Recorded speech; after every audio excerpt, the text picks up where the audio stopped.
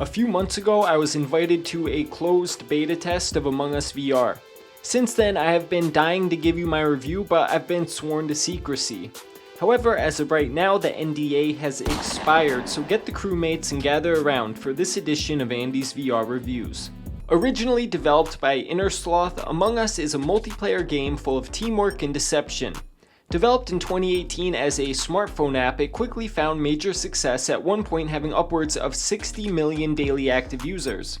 Since its original launch, Among Us has gained worldwide recognition and is currently available on the PlayStation, Xbox, Nintendo Switch, and as of today, thanks to VR powerhouse Shell Games, all major VR headsets as well. You can pick up a copy on the Oculus Store or Steam for $9.99. Each game starts with 4 to 10 players who are privately given a role either as a crewmate or as an imposter. As a crewmate, your mission is to complete your given tasks and keep an eye out for an imposter. If you discover who the imposter is before the majority of the crewmates are dead, you win. As an imposter, your mission is to kill and sabotage the crewmates without getting caught. If you're able to kill the majority of the crewmates before being found out, you win. Murder, deception, and distrust are the main themes in Among Us, so having silly graphics makes sense as an effort to keep the game fun.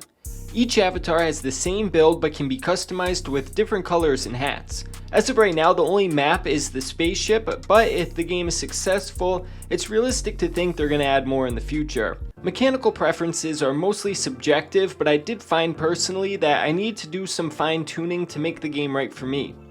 My best example of this is hand-based movement versus head-based movement. With hand-based movement, you walk in whatever direction your hand's pointing in. For me, this causes a sensation similar to stick drift. While it is a quick fix to turn it off in the settings, an average player might believe their controller is broken. There are some additional examples, but just know everything from your comfort settings to your language can be changed in the menu. I originally booted up the game with no idea what the rules were or how to play.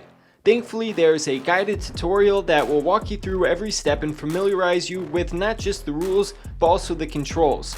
Even if you played the flat screen version, I would still recommend going through the tutorial. No matter what, it won't hurt, and it takes about 5 minutes and could save you a big headache down the road.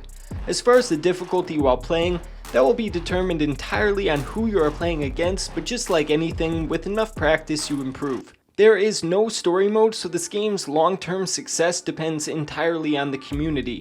If the community stays active, there is infinite replayability.